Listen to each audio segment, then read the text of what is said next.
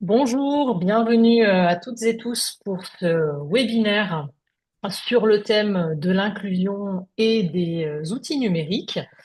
Tout d'abord, vous l'aurez constaté, vos micros sont volontairement coupés afin de ne pas avoir des prises de parole empiriques et nuire à la qualité d'écoute du webinaire. Cependant, vous pouvez poser des questions dans le chat et puis on vous laissera à la fin du webinaire, bien entendu, un temps d'échange pour poser toutes les questions ou avoir les réactions que vous avez envie d'avoir par rapport à ce webinaire. Il est également enregistré pour permettre un replay pour les personnes qui ne pouvaient pas participer aujourd'hui.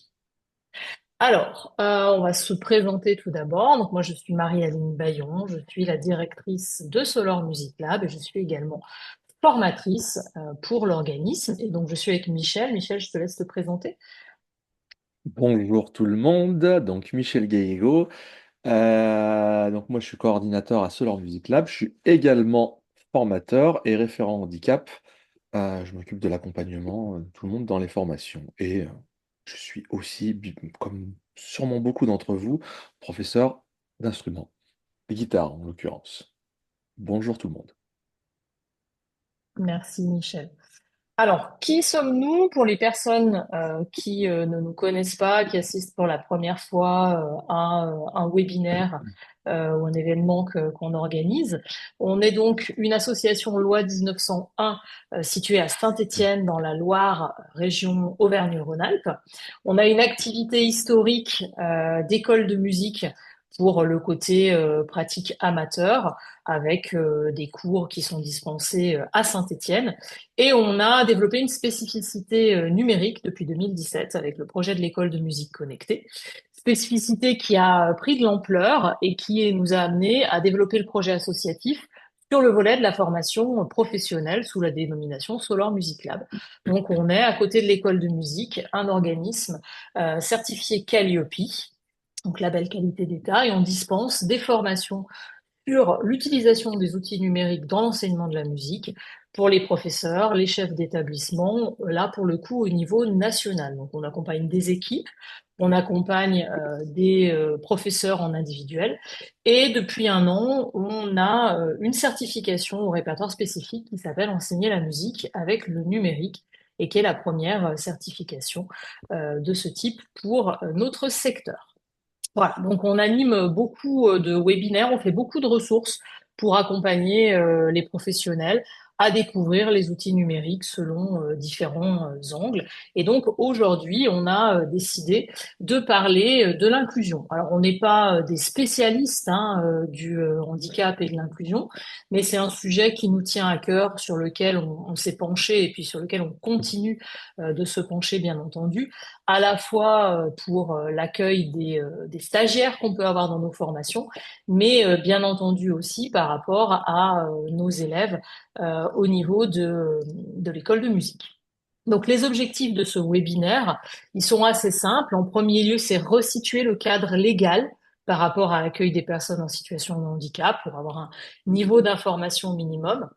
En deuxième objectif, c'est Michel qui assurera cette partie. Ben, il va vous donner quelques exemples de comment s'appuyer sur des outils numériques pour réaliser des adaptations et aider vos élèves à dépasser certaines difficultés. Et puis une dernière partie pour conclure avec quelques conseils sur la question de l'accueil des élèves. Donc, une première partie, vous, ce qui vous concerne, c'est comment accueillir, on va dire, correctement, dans les meilleures conditions possibles, les élèves en situation de handicap que vous pouvez avoir dans vos établissements, écoles, conservatoires, etc. Donc, quel est le cadre en France par rapport à l'inclusion?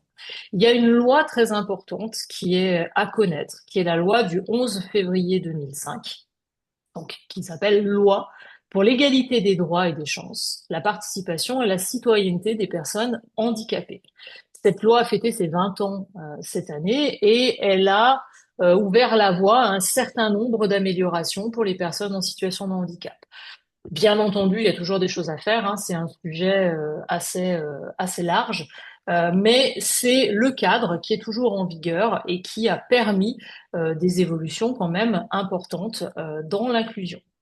Tout d'abord, cette loi, elle a été la première à avoir une reconnaissance officielle de ce qu'on appelle le handicap au sens élargi. Parce que souvent, euh, on a un peu la tendance à se représenter le handicap sous le prisme du handicap physique. Parce que c'est facile à identifier, forcément. Mais en fait, le handicap, c'est un champ qui est beaucoup plus large que ça. Donc la loi le définit comme toute limitation d'activité ou restriction de participation à la vie en société subie dans son environnement par une personne en raison d'une altération durable d'une ou de plusieurs fonctions. Alors bien entendu, il y a les fonctions physiques, mais il va y avoir tout ce qui va concerner les troubles psychiques, les problèmes de santé mentale, les problèmes cognitifs et le polyhandicap. C'est assez important parce que la plupart des handicaps ne sont pas des handicaps physiques et ils sont pas forcément facilement identifiables. Qu'est-ce qu'elle a amené d'autre, cette loi? Eh bien, elle a amené différents volets. Tout d'abord, le principe du droit à la compensation pour les personnes qui sont en situation de handicap. Qu'est-ce qu'on entend par là? Eh bien, le droit à réclamer de l'aide, à avoir une aide matérielle, humaine, technique, pour que le handicap ou les handicaps que la personne rencontre puissent être compensés et lui permettre des conditions de vie qui soient le plus proches de ce qu'une personne sans handicap aurait. Techniquement, nous, quand on a quelqu'un qui a une situation particulière en formation, ben, on va mettre en place des adaptations pour que la personne puisse suivre plus facilement la formation que si elle n'avait pas d'adaptation. Tu as fixé aussi le principe de l'accessibilité. Alors là, au sens large, on pense à l'accessibilité des bâtiments, bien entendu, pour pouvoir suivre un enseignement, travailler, etc. Alors, il y a encore beaucoup à faire, hein, parce que même s'il y a eu beaucoup de bâtiments qui ont été mis aux normes, certains ne le sont toujours pas et certains ne peuvent pas l'être structurellement. Mais il y a aussi l'accessibilité des services, par exemple, quand on a besoin de contacter un service par téléphone ou par Internet, qu'il y ait des modalités qui soient mises en œuvre pour qu'une personne qui a une déficience auditive puisse quand même, par exemple, accéder à un service téléphonique, qu'une personne qui a une déficience visuelle puisse facilement naviguer sur un service sur Internet. Donc c'est vraiment une accessibilité au sens large et pas juste accessibilité bâtiment. Ça a bien entendu concerné, et ça concerne toujours, hein, la question de la scolarisation. Donc, ça a été de mettre en œuvre des moyens, qui sont parfois pas toujours suffisants, hein, mais pour permettre aux élèves qui ont un handicap de pouvoir suivre une scolarité à même titre que les autres dans les établissements scolaires et pas de se retrouver justement mis à l'écart. Et puis surtout le volet emploi, insertion, il y a eu beaucoup de mesures qui ont été prises notamment pour favoriser l'emploi des personnes en situation de handicap. Et il y a notamment eu la création des MDPH, maisons départementales euh, pour les personnes handicapées, qui représentent une sorte de guichet unique quand on a besoin d'une adaptation, d'une aide, qu'on a un projet. Ben, c'est ces organismes-là, il y en a un par département, qui accompagnent ces personnes. Donc c'est une loi qui a vraiment pris en considération la réalité du handicap et qui a donné la voix à un certain nombre de mesures assez fortes. Comme je le disais tout à l'heure, bien entendu, il y a encore beaucoup de choses à faire. C'est un sujet qui n'est pas clos du tout.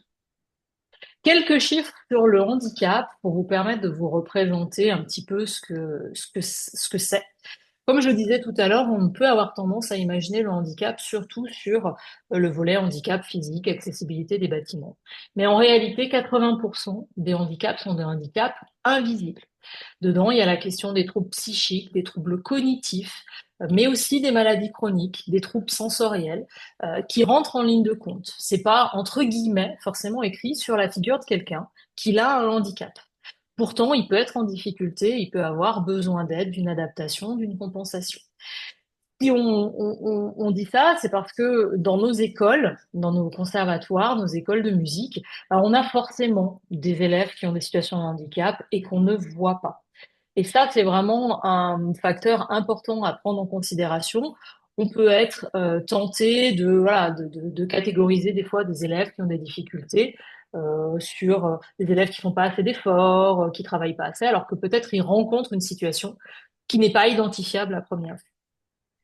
La deuxième chose, c'est la part dans la scolarisation des élèves en situation de handicap. Alors le chiffre peut paraître pas énorme, hein, 4,35% des élèves scolarisés sont en situation de handicap. À l'échelle de la France, ça représente plus de 500 000 élèves, ce qui est quand même voilà, un chiffre considérable, qui est probablement sous-évalué parce qu'il y a des handicaps, comme on le dit, invisibles, qui sont pas toujours très bien diagnostiqués ou pas diagnostiqués suffisamment tôt, même si maintenant il y a une sensibilisation plus importante, mais bon, voilà. Et puis, l'impact de cette loi sur le volet apprentissage, eh bien, ça a permis aux étudiants, aux élèves en situation de handicap d'accéder plus facilement à l'apprentissage, qui est une voie importante aujourd'hui en France pour se professionnaliser, trouver un travail à l'issue de ses études. Les chiffres, en 2005, vous aviez 1900 contrats signés sur cette année. En 2023, 14 444. On a fait x7 en termes de contrats signés, ce qui maximise la possibilité aux personnes ayant des besoins particuliers de s'insérer dans une voie d'apprentissage. Donc, nous, on en vient aux établissements, on a une obligation en fait à même titre que n'importe quel organisme, que n'importe quel service public, que n'importe quelle entité en fait, d'offrir cette capacité à l'inclusion, c'est-à-dire de pouvoir accueillir des élèves dans nos locaux, mais aussi leur proposer un service, entre guillemets, le terme n'est pas très bien choisi, mais en tout cas un enseignement qui puisse être accessible pour eux. Donc, autant la question de la dynamique du cours que des supports qu'on peut être amené à utiliser dans le cadre de l'enseignement. Donc c'est un sujet très très large, hein, comme on vous l'a dit. On a fait le choix pour ce webinaire d'être une sorte d'introduction au niveau de cette thématique. Et Michel, dans cette seconde partie, va prendre différents exemples pour vous montrer qu'est-ce qu'on peut faire avec des outils numériques pour adapter des supports, faciliter certains types d'apprentissage. Ce n'est pas exhaustif. Il peut y avoir aussi plusieurs possibilités pour une même difficulté. Nous, on a fait le choix de se focaliser sur des impacts des handicaps plus que des handicaps en tant que tels. Et je vous en reparlerai à la fin du webinaire. On va publier la semaine prochaine un guide où là, on va beaucoup plus en détail sur les adaptations, les types de handicap. On n'est pas des spécialistes, hein, on parle avec notre expérience, avec la recherche qu'on a fait. Donc, bon, on répondra aussi à vos questions dans la mesure du possible. Voilà, on vous orientera aussi vers des professionnels qui, eux, sont des spécialistes du handicap. Michel, je vais te laisser la place pour la deuxième partie et je te laisse partager ton écran. Voilà, normalement ça marche. Je m'excuse juste par avance au cas où, je suis un petit peu malade, donc si j'ai une canne de tout en parlant, excusez-moi, j'essaierai de couper mon micro, que ça vous fasse pas mal aux oreilles. Donc, euh, comment on va pouvoir, on va dire, aller au-delà des certaines difficultés qu'on peut rencontrer avec les outils numériques? Moi, je suis parti là du point de vue du prof, en fait. C'est-à-dire que souvent, on va avoir une problématique, entre guillemets, un constat. Voilà, j'arrive pas à faire ça avec tel élève ou j'ai l'impression que telle chose est difficile. C'est souvent en plus ce qu'on va avoir comme retour. Le trois quarts du temps, en étant prof, moi-même, je le vois on ne me met pas forcément au courant de tout ce qu'il y a. Il peut y avoir de la confidentialité, il y a des gens qui ne veulent pas le partager, il y a des gens chez qui ça ne pose pas forcément de problème.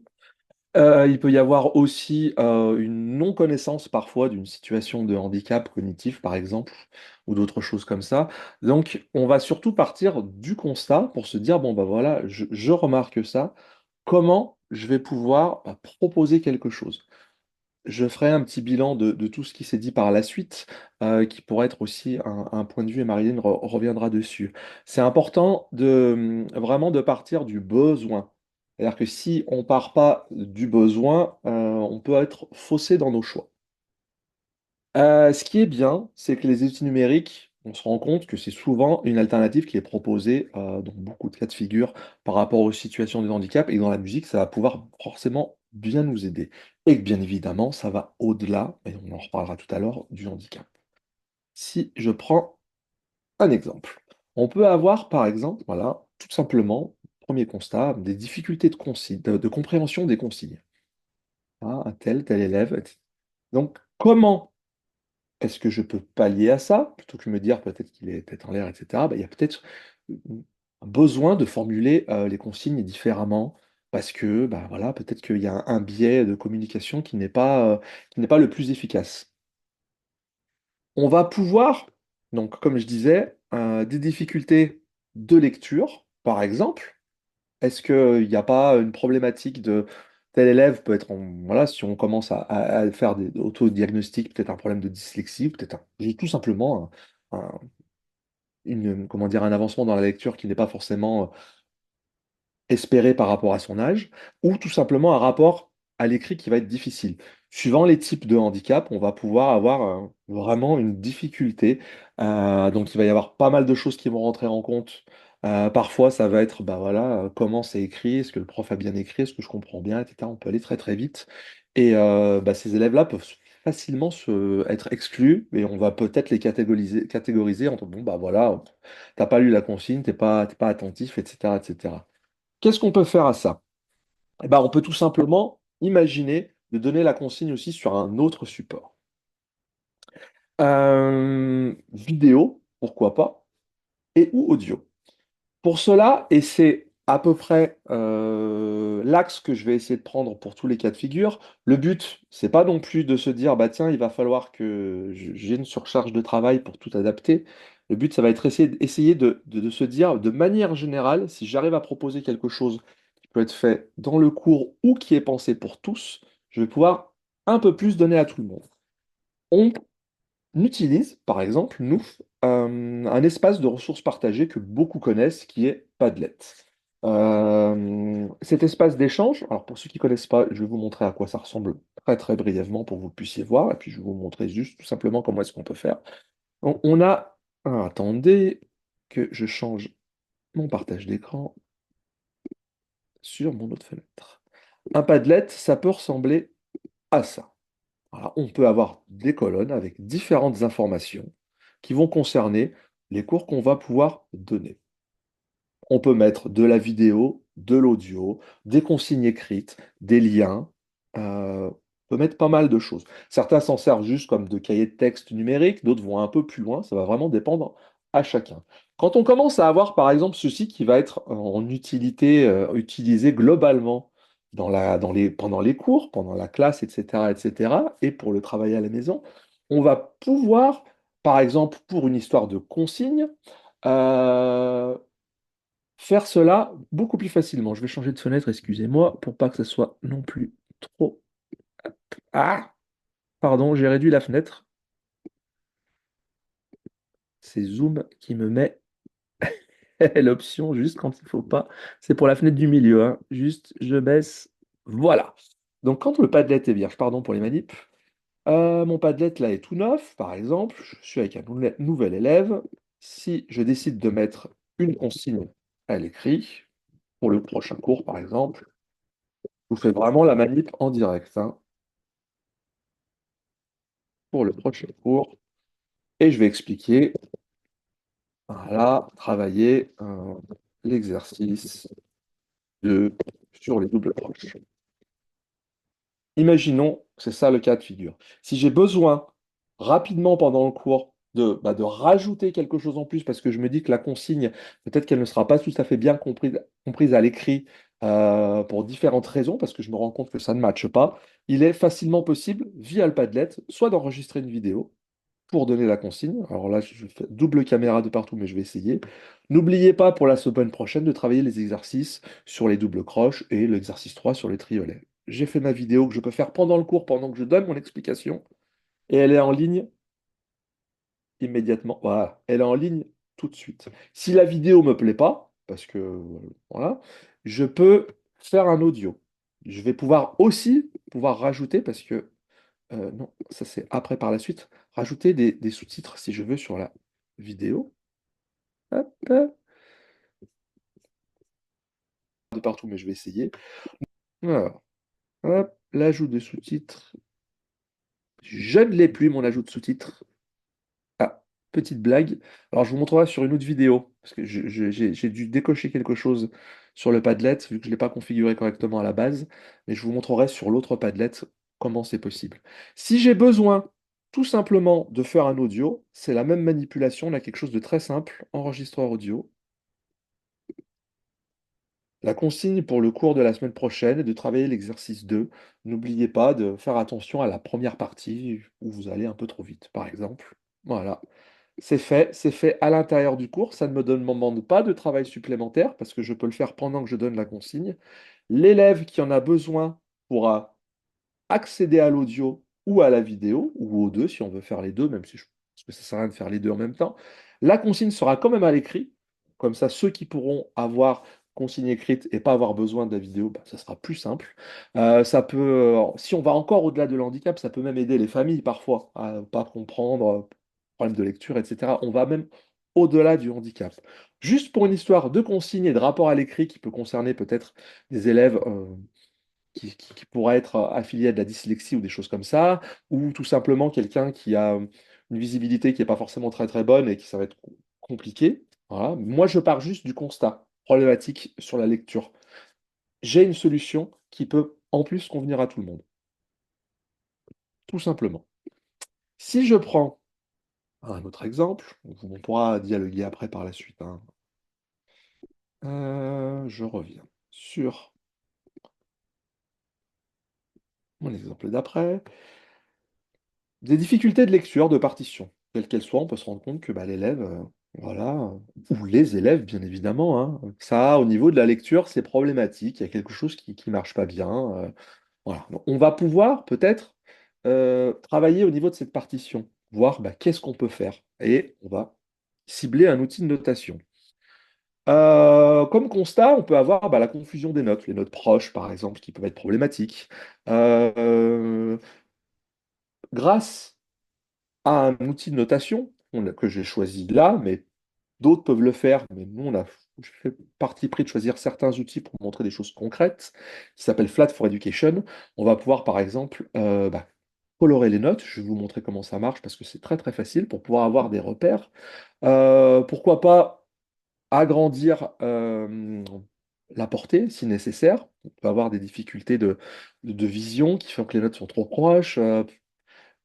Pouvoir aussi nettoyer tout ça. C'est-à-dire que souvent, les partitions, on a tendance à écrire pas mal de choses en tant que prof. Voilà, on écrit beaucoup, beaucoup, beaucoup de choses. Et ça peut saturer la vision. On peut se retrouver sur des problématiques de déjà de vision, avoir une vision qui n'est pas forcément euh, optimale. On peut avoir des troubles liés à la dyspraxie pour se repérer aussi. Je ne vais pas aller dans tous les types de choses indirectes, mais en fait, on se base sur le constat. Problème de lecture, j'ai ça qui est possible. Et que ça peut même marcher pour des adultes qui ont des problèmes de vision aussi. Passé un certain âge, on voit un peu moins bien, on va grossir un peu plus les partitions. Tout cet ensemble-là, on pense vraiment au final très très large parce qu'on se base sur un constat.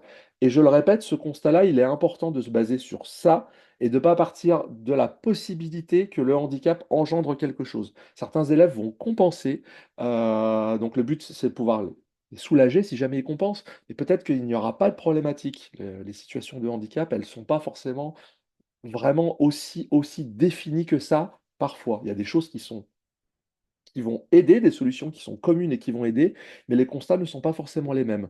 Donc toujours ne pas, entre guillemets, anticiper une réaction, mais pouvoir proposer une solution. Si je viens sur le logiciel, l'outil de notation, je rebascule de changement d'écran, on était sur Flat. Alors, Flat, il ressemble à ça. Il y a plusieurs fonctions qui sont intéressantes sur Flat. Je n'ai pas d'accord financier avec Flat, mais voilà, il est collaboratif. Donc c'est super bien en termes d'échange. On verra sur un autre logiciel qui lui aussi est collaboratif. En quoi ça peut nous aider. Donc là, j'ai fait une partition, voilà, avec des notes qui sont un peu proches. On peut se rendre compte que euh, voilà, ces difficultés de lecture, du mal à différencier. Il y a des codes couleurs qui existent déjà, vous avez déjà dû les rencontrer dans votre parcours. Beaucoup de logiciels de notation le proposent de pouvoir colorer les notes. Ici sur Flat, on va avoir deux possibilités. Si j'arrive à voir ma fenêtre en entier, hop, je ne sais pas si je vous enlève les choses, moi je ne vois pas ce que je partage. Alors je vais le faire automatique. On va pouvoir, sur les réglages, sur la mise en page, tête des notes. Je vais passer, j'ai deux choix. Voilà. Soit celui-là, qui est plus ou moins normalisé par rapport au Boomwhackers, soit des couleurs personnalisées. C'est à vous de voir. Voilà, si je prends personnalisé, on va me demander, bah tiens, qu'est-ce que je veux? Est-ce que je veux que le dos soit en rouge, etc., etc. Ce qui est bien, c'est de garder toujours la même chose, parce que ça va être, voilà, ça va permettre d'avoir, comment dire, quelque chose de continu, et vous, ça peut être plus simple. Si on prend sur celui-là, je vous montre juste la manip, hein, pour que vous puissiez voir que j'ai adapté les couleurs, je sors de la page, et là, j'ai ma partition qui a été colorée d'un coup. Donc, ça paraît très très simple comme ça, mais ça peut quand même solutionner pas mal de choses. Si jamais c'est certaines notes qui posent problème, on se rend compte que bah, voilà, c'est sol, si, c'est parfois ça qui arrive, hein, on va dire. Voilà, le sol et le si qui peuvent être pas bien lus, le la et le do, des fois des notes un peu proches, on peut cibler que les notes, on voulait cibler, si je reviens hop, sur ma mise en page, si j'enlève ça et que je choisis personnaliser, et ben, je peux me dire que bah, tiens, Do et Si, ils vont être de telle couleur, et Mi et Fa, par exemple. J'espère que j'ai bien mis un Mi et un Fa aussi. Non, ça c'est un peu trop proche, ça. On va prendre ça. Et retour, et je reviens ici. Et là, Tu n'as pas sauvegardé, Michel. j'ai pas Au montage, tu sauvegardé, vas ouais. voir. Non. Merci. C'est que je vois pas le bas parce que j'ai ma tête en bas. Hop, numéro des notes, je reviens là-dessus. Personnaliser. Je fais mon retour et je fais sauvegarder qui est juste là.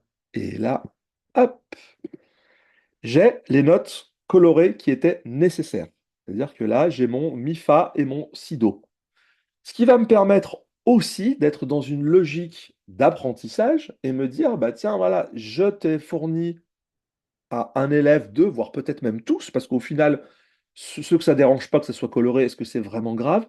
Une aide pour les notes, pour différencier les notes qui te posent problème, et petit à petit, je pourrais enlever cette, entre guillemets, béquille, ou comme on veut l'appeler, cette petit appui. Donc on n'est aussi pas que dans une, comment dire, uniquement une aide et une adaptation comme ça, in fine, on est aussi dans une optique de peut-être progression, de dire, bah tiens, maintenant, tu en as plus besoin, parce que tu arrives bien, on a réussi déjà juste avec les couleurs à avoir quelque chose. On peut aussi, bien évidemment, tout simplement, voilà, ça paraît d'une évidence parce qu'aujourd'hui tout le monde utilise un peu, bon, enfin, beaucoup plus de monde utilise des logiciels de notation, agrandir, tut, euh, non, c'est sur les portées, agrandir les portées pour avoir quelque chose bah, le plus gros possible au moment de l'impression. Alors, faut pas que j'oublie de sauvegarder. Hop, j'ai sauvegardé, je reviens. Là, ça a été agrandi. C'est pareil, hein, ça paraît anecdotique, mais au moment de l'impression, tout peut changer. C'est un outil numérique, il peut être utilisé en direct. On peut avoir certains types de handicaps qui vont poser problème de lecture d'une partition. Quand je vais passer, vous voyez ma souris qui bouge, je suis là, je suis là, je suis là, et je fais ma fin de ligne. Et il n'est pas facile de revenir là. Souvent, on peut avoir des élèves qui vont arriver là et puis qui vont se dire, bah tiens, la suite, c'est là. Je prends un chemin logique pour eux qui n'est pas le bon pour nous. Dans ces cas-là, ce qui est bien, c'est que l'affichage numérique va nous permettre aussi d'afficher le morceau sur une ligne. Pareil, ça paraît évident, mais ça peut tellement simplifier la vie plutôt que de mettre en difficulté quelqu'un pour pouvoir comprendre. Simplement que, en fait, le morceau, tu vois, il est comme ça. T'as vu? Ok, quand tu arrives à la quatrième mesure, on passe de là à là. Bah, tu vois, là, je peux te le remontrer ici. Et peut-être que petit à petit, cet apprentissage va permettre à ce que l'élève ou les élèves puissent, bah, on va dire, compenser cela. voilà, gagner un peu de compétences là-dessus et pallier un petit peu à leurs difficultés. Et s'ils n'arrivent pas, c'est pas grave, on a toujours cet outil. Les partitions, souvent, étant prof, je le sais, quand on commence à gribouiller à droite à gauche, ça devient vraiment quelque chose de très très encombré. Le fait de penser à la base sur quelque chose de numérique, on va pouvoir avoir une partition qui va déjà être claire, peut-être la renforcer si besoin, peut-être la dupliquer suivant les élèves pour pas se dire bah tiens, j'ai ma partition mais il faut que je la refasse en fait. Non, si je pars d'un modèle numérique de base, je n'ai pas besoin de refaire, j'ai juste besoin de colorer si besoin, si je ne l'ai pas déjà fait. Et ça, vous avez vu que ça prend pas beaucoup de temps. Grossir la partition, c'est pareil. Et au moment de l'impression ou quoi que ce soit, je peux cibler, me dire bah tiens, voilà, on va rester sur ces lignes-là et je vais pouvoir adapter à chaque fois peut-être le besoin. Si j'ai besoin d'espacer les mesures, c'est pareil, je peux le faire. Tout est programmable facilement. Et voilà. Donc, Flat là-dessus a des possibilités. Alors, il n'est pas fait forcément pour les situations de handicap, mais il s'avère que les logiciels de notation, les outils numériques proposent des choses qui nous permettent de pallier à ça. Et sinon, ils fonctionnent comme n'importe quel éditeur de partition avec tous les menus d'écriture. On peut importer du MIDI, exporter du MIDI, du XML, du musique XML, etc., etc., sans aucun problème. J'ai tendance à bien aimer parce que moi j'aime bien projeter mes élèves sur l'utilisation des logiciels de notation, ce qui fait que c'est très très simple. Mais voilà, je vois que le temps avance, je ne vais pas trop non plus. J'essaye d'être, je ne peux pas non plus partir dans les détails, il y a tellement de choses à dire, j'aimerais bien vous donner plein de choses en plus. Mais voilà ce qu'il est possible de faire dans cette situation-là, juste de compréhension de la lecture. Et on peut faciliter vraiment beaucoup. On a la dyslexie qui peut poser problème, on a la dyspraxie aussi qui peut poser problème pour se repérer dans la mesure, j'arrive à la fin. Voilà, il y a des choses, il y a des petits outils aussi qui nous permettront aussi d'enlever nos barres de reprise qui sont complètement hallucinantes pour certains élèves en situation de handicap. Nous, ça nous simplifie, ça nous fait moins de papier, mais eux, en fait, ils comprennent pas. Donc, parce que c'est trop compliqué, je passe d'un côté à l'autre. Bref, on va pas partir sur quelque chose sur le handicap complet. Mais voilà, il y a plein de choses à dire là-dessus et les personnes compétentes vous pourront entrer encore plus dans les détails. Mais voilà, ça, c'est une solution qui peut être proposée. Et cet outil-là peut être utilisé dans le cours, bien évidemment, pour faciliter la lecture pendant le cours. Et il peut être utilisé aussi à la maison facilement parce que c'est un outil en ligne. À partir du moment où on peut outiller les élèves et les familles, ils ont à disposition la même chose, voilà, la même partition qui sera écrite par le prof, ce qui est super bien aussi. Et facilement parce que c'est un outil qui est en ligne. Donc on n'a pas de problème d'installation. Je reviens sur mon partage pour essayer de faire la suite et pas perdre trop de temps. Je suis désolé, j'ai tendance à beaucoup parler. Excusez-moi. Euh, voilà, j'ai besoin de plus de temps. J'ai besoin de plus de temps. On remarque que un tel, peut-être, voilà, pourquoi, je ne sais pas. Voilà. Qu'est-ce qui va nous permettre de l'aider plutôt que, on va dire, l'exclure, dire bah, ouais, bah tu bosses pas assez, etc., etc., etc. Bah, moi, ce que je propose là-dessus, pour qu'il puisse aller à son rythme déjà et pouvoir gagner du temps en autonomie, je ne peux pas changer de page, pardon. Je peux plus changer de page. Ah, pardon. Voilà. J'ai besoin de plus de temps pour travailler. Donc là, je suis parti, je suis pas sur les doubles croches, parce que le Padlet va parler des doubles croches. On peut, plutôt que juste lui expliquer comment fonctionnent les doubles croches, partager une vidéo, une explication vidéo de ce que sont les doubles croches. Une vidéo et un audio pour voilà comment est-ce que tu vas le travailler, quel exercice tu peux faire. C'est des consignes qui peuvent être données pendant le cours, en plus, pendant mon explication que je donne à l'élève, quelque chose de très très court, où je lui explique, bah tiens, tu vas jouer ça comme ça. J'ai mon ordinateur qui est affilié à un Padlet, je peux faire ça pendant le cours, ça ne me coûte pas plus. Et ça peut bénéficier tous les élèves qui vont apprendre la même notion. Je peux partager aussi une partition numérique via Flat aussi, pourquoi pas. Tout ça sur un Padlet. Et pourquoi pas en plus, si je me rends compte, j'ai anticipé un petit peu et que je me rends compte que bah tiens, ça serait peut-être bien de leur donner un peu, lui donner à cet élève-là ou aux autres à manger un peu avant, dire avant une période de vacances, bah tiens, je te mets à disposition les ressources pour que tu puisses déjà regarder en avance ce qu'on va faire. Pour voir si il te faut plus de temps pour regarder les choses, pour voir. Peut-être que tu auras pris le temps d'avoir déjà des questions, bah ouais, j'ai pas bien compris ça, etc., etc., et que ça va peut-être moins dédramatiser. Si je viens sur le Padlet en question, alors, je rechange et je viens sur le Padlet qui est là. Hop. Donc, je vais avoir plusieurs choses, des consignes, voilà, que je pourrais rajouter des consignes audio, pourquoi pas. Euh, des données théoriques, comment ça fonctionne une double croche, etc., qui peuvent être en écrit et en vidéo dessous. On voit qu'il y a Marie-Aline, hein, voilà, qui nous a fait le cobaye pour faire toutes les vidéos. On peut avoir des exercices qui sont mis, des exercices via Flat pour maximiser les entrées. C'est quelque chose qu'on va voir après aussi pour multiplier les supports et les canaux de communication, pour être sûr en fait que bah, peut-être qu'il a besoin de plus de temps, mais peut-être que c'est nos informations, en fait, le canal qui est utilisé n'est pas forcément le bon. Et ça, on le sait, dans tous les types de développement, quels qu'ils soient, si on multiplie les canaux de communication, on multiplie la possibilité à ce que ça rentre plus facilement. Et nous, ce qu'on veut, c'est que ça soit, qu'on arrive à pallier à ça. Après, il y aura peut-être des choses qui seront plus lentes, qui demanderont plus de temps, mais c'est pas grave. Au moins, on a maximisé les choses et après, on peut adapter suivant les élèves. Je vous parlais tout à l'heure des sous-titres.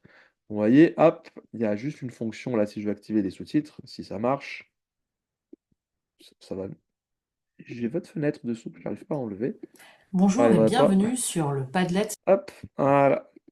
Non, j'ai pas les Ils sous-titres. vont, ils ont changé l'emplacement. C'est au moment où tu crées la vidéo. Il y avait marqué subtitle Ah, quand tu l'as faite tout à l'heure. Donc, je sais pas si tu peux modifier celle-là parce que je l'ai faite avant, mais bon, si tu reviens dessus, en tout cas, et ils sont dessus. Il faudrait que tu réouvres la publication, en fait, je pense. Voilà. Et là, tu as là, il me demande subtitles qui apparaissent. Ouais, mais là, il me demande de les intégrer, tu vois.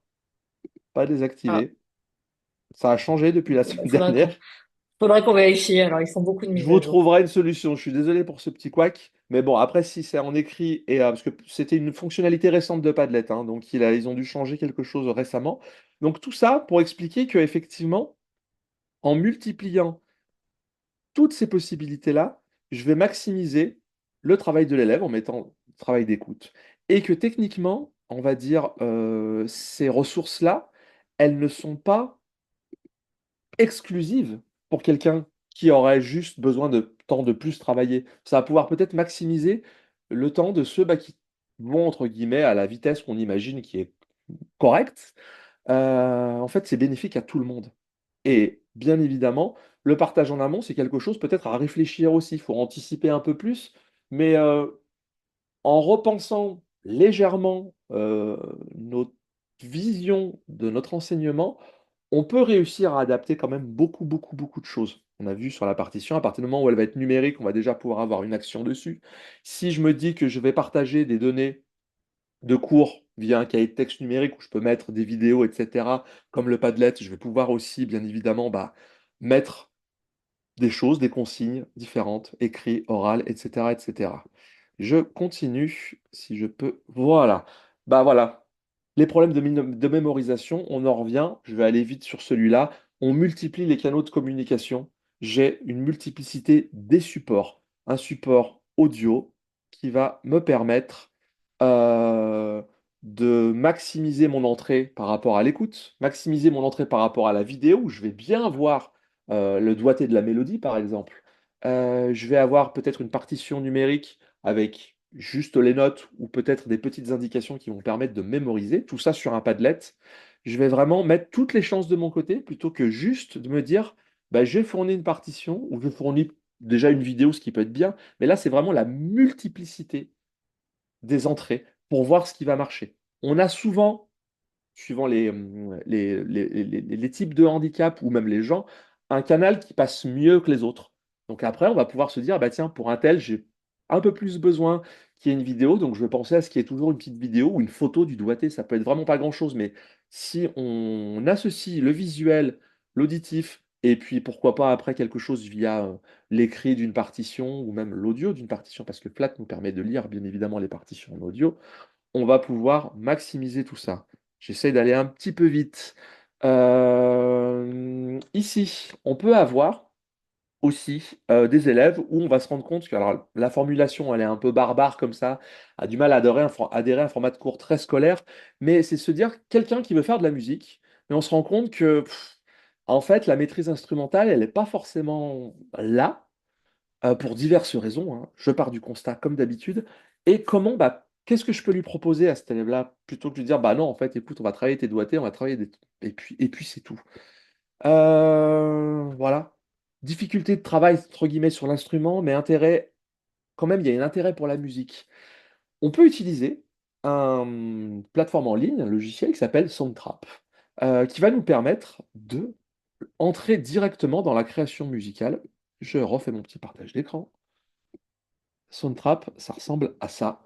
C'est un multipiste, hein. C'est un studio virtuel en ligne. Qui va pas demander beaucoup de compétences de base, parce qu'on a des boucles audio. Des boucles audio, c'est des fragments audio qu'on va pouvoir cumuler. On a des instruments virtuels. On va pouvoir même rentrer dans une optique de création directe. Là, si je m'amuse, moi, je choisis une batterie. Hop, je vais faire au pif, hein. Je suis désolé si c'est pas très beau. Hop, voilà. Petite grosse caisse. Je vais mettre pourquoi pas un piano? Non, ça, c'est pas un piano parce que ça, c'est complet.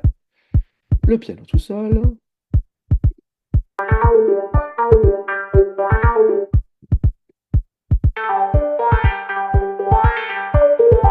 Et je vais pouvoir rajouter, hop, je vais couper quand même, tout un tas d'instruments parce que j'ai, via le choix des boucles audio, je vais pouvoir rajouter aussi des instruments virtuels si j'en ai envie, via un menu. Alors, c'est pas celui-là, hop, c'est ici, des instruments, par exemple, un piano que je vais pouvoir jouer et enregistrer. Tout ça pourquoi? Pour bah, déjà rentrer dans la musique directement. Quand on peut rentrer dans la création directement, on rentre sur du concret et faciliter l'acquisition de certaines choses qui ne passeront pas forcément par la pratique instrumentale. C'est pas de là à dire bah, la pratique instrumentale ça vaut rien, mais quand on a un élève qui peut avoir des difficultés, ça peut lui permettre de compenser entre guillemets cette petite difficulté juste à se dire, ah ouais, mais j'arrive pas encore à tout faire comme je veux. Bah là, en fait, les portes sont grandes ouvertes et on peut aborder plein de notions qui sont importantes en musique. Voilà, on pourrait aborder les notions de dire, bah tiens, fais-moi un A, fais-moi un B, les tournes, etc., une boucle, les temps.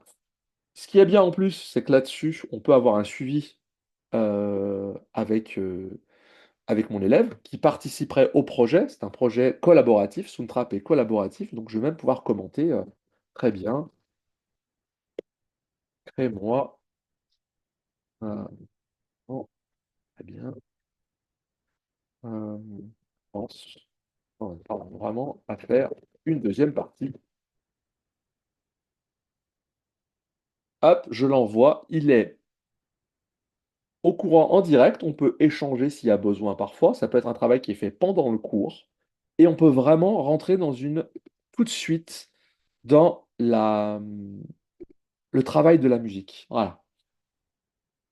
Contourner toutes les difficultés qu'il peut y avoir pour aller directement à la musique. On peut brancher un contrôleur MIDI dessus, un petit clavier MIDI qui va permettre, pourquoi pas, de faire des choses. On peut même brancher un micro hein, sur son trap pour s'enregistrer. On peut faire toutes ces manipulations-là et rentrer facilement dans la musique et tout en faisant en même temps la pratique instrumentale pour pallier les deux et pour faire ces choses-là de manière parallèle.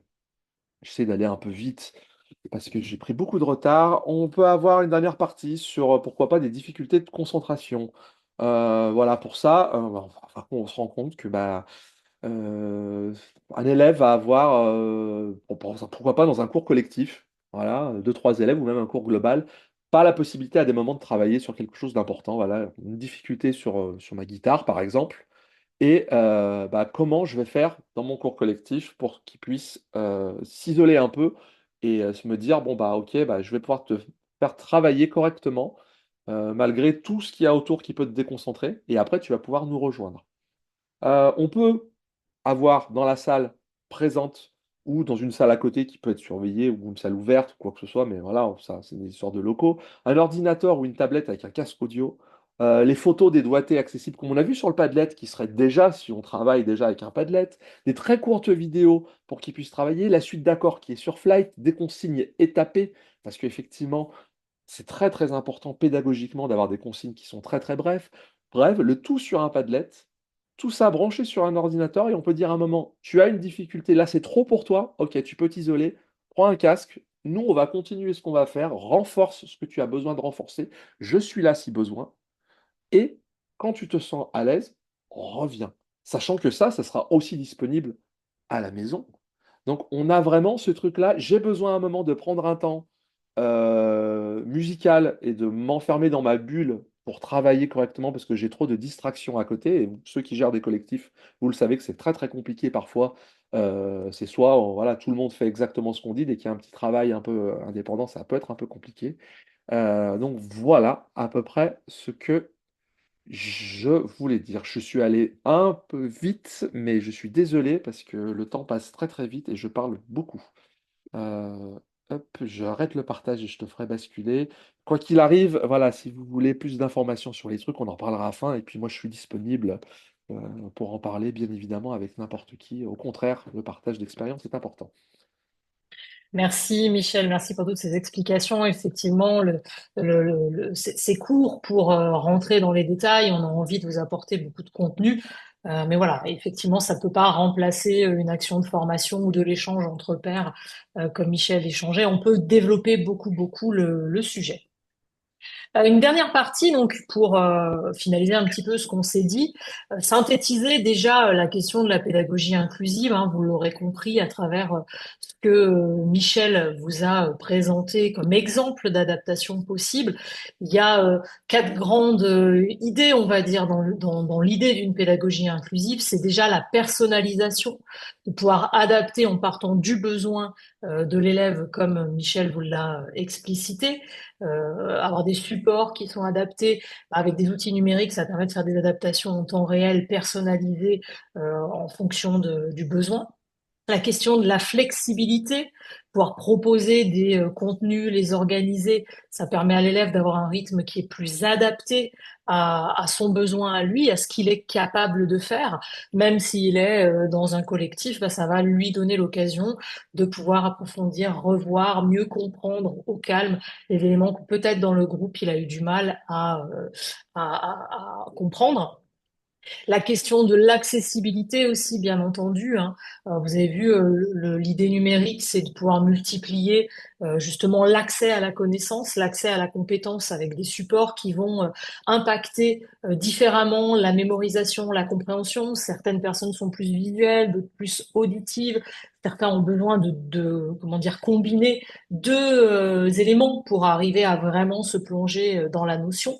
Donc, ça permet bah, de sortir juste de la consigne papier et d'avoir la voix du professeur, de voir le professeur, voilà, tout ce qui va permettre de stimuler davantage et rendre les choses plus accessibles.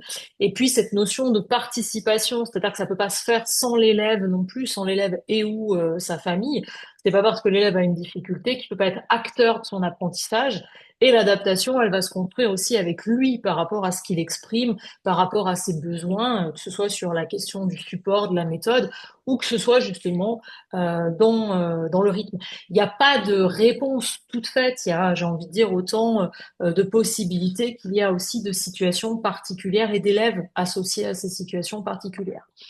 Une manière de se préparer à ça, ça peut être de s'appuyer sur ce qu'on appelle un modèle d'ingénierie pédagogique. Qu'est-ce que c'est un modèle d'ingénierie pédagogique? C'est, on va dire, un canevas, un modèle sur lequel s'appuyer pour concevoir une formation, un enseignement. Classiquement, on parle du modèle ADI, analyse, design, développement, implémentation et évaluation, qui est un modèle circulaire qui va pouvoir voilà, s'améliorer en reprenant à chaque fois l'analyse. C'est ce sur quoi nous on se base quand on crée une formation. Bah, ce modèle, il peut tout à fait servir pour adapter un enseignement à un élève, un groupe d'élèves qui aurait des besoins particuliers. La phase d'analyse, ça va être celle où on va effectivement essayer d'identifier quel est le ou les besoins de l'élève. Ça passe par un dialogue, forcément, hein, par un constat en première instance de la difficulté, par un dialogue avec l'élève, éventuellement sa famille, dans certains cas, pourquoi pas des professionnels aussi qui vous aident à analyser ce besoin.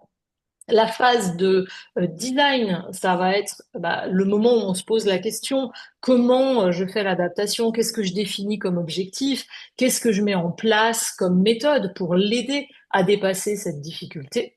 La phase de développement, bah, ça va être l'adaptation, comment je construis mon cours, comment je construis mes ressources. Puis après, les deux démarches suivantes, c'est voilà, la phase d'enseignement et la phase d'évaluation pour voir si effectivement l'adaptation a fonctionné et si on poursuit sur cette adaptation ou si on en définit une autre. C'est pas figé, ça se passe sur des temps plus ou moins courts ou plus ou moins longs, toujours pareil en fonction de la situation de l'élève.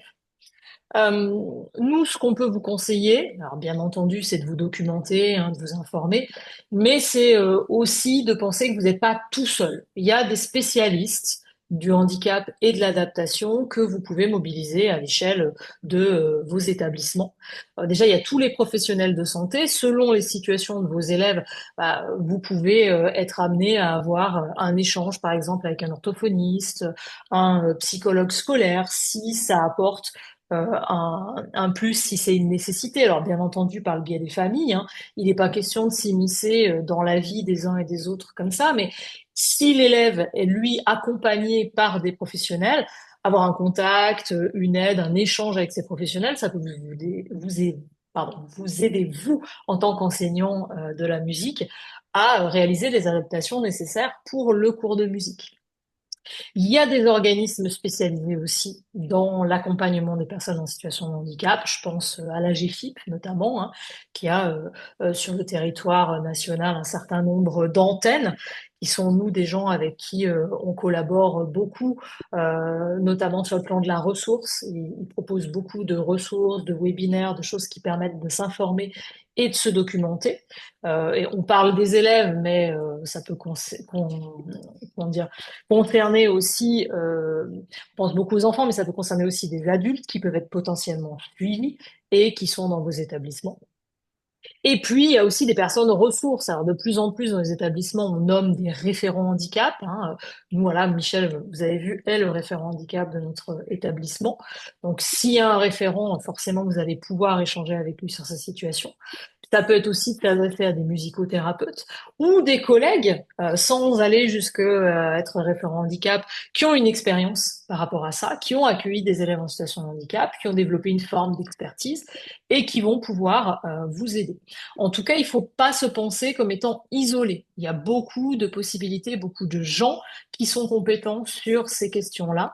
Donc, si vous avez un doute, une question, quelque chose, vous sentez que l'élève a une difficulté et que c'est peut-être lié à une situation de handicap, il ne faut pas hésiter déjà à en parler avec lui, hein, avec sa famille en fonction de la situation, et puis à s'entourer des personnes qui vous aideront à mieux comprendre, à réaliser les adaptations. Bien entendu, une chose importante, ça va être de se former. Nous, on pense vraiment que les enseignants doivent passer par la case formation sur cette question du handicap. Vous voyez qu'en un webinaire, on aborde des choses, mais c'est pas suffisant. Il y a besoin aussi de, comment dire, pouvoir se former auprès de personnes dont c'est la spécialité, hein. Donc, pour avoir une meilleure compréhension du handicap, hein, plus en capacité d'identifier en tout cas les conséquences du handicap et de trouver les possibilités pour les adapter. On vous conseille dans ce cas deux organismes, peut-être que vous les connaissez. Il y a MESH, qui est une association nationale qui fait beaucoup de ressources et des formations, qui est spécialisée dans l'accueil des élèves musiciens qui ont des situations de handicap. Et puis un deuxième organisme qui s'appelle Tous en musique formation, avec qui nous, on travaille pour des actions de formation, qui est dirigé par Delphine de Quince, qui est parmi nous d'ailleurs, je crois, aujourd'hui. Delphine, je te remercie d'être présente. Voilà, un webinaire de la veille, de la documentation ne suffira pas, hein. À un moment donné, il faut vraiment passer par la case formation pour se confronter au sujet et pouvoir avancer dans cet élan de l'inclusion. Comme je vous le disais, on s'est beaucoup penché sur le sujet. Alors, nous, on n'est pas des spécialistes du handicap, hein, on est des spécialistes de l'utilisation des outils numériques, mais on a eu à cœur aussi, à côté de ce webinaire, de vous proposer une ressource plus complète. Vous verrez, le guide est assez conséquent, où on va revenir sur ce dont on a parlé, mais on va approfondir en fonction des types de handicap, quel type d'outils peuvent être utilisés, quelle démarche pédagogique, et on vous proposera aussi des études de cas. Le guide sera publié la semaine prochaine, mais vous recevrez un mail, normalement cet après-midi, je crois, qui vous permettra de le télécharger dès à présent. Alors, ça a été un webinaire très dense. On vous remercie d'avoir été parmi nous. On va vous laisser poser vos questions si vous avez des questions ou vous exprimer. Je vais arrêter le partage et arrêter également l'enregistrement.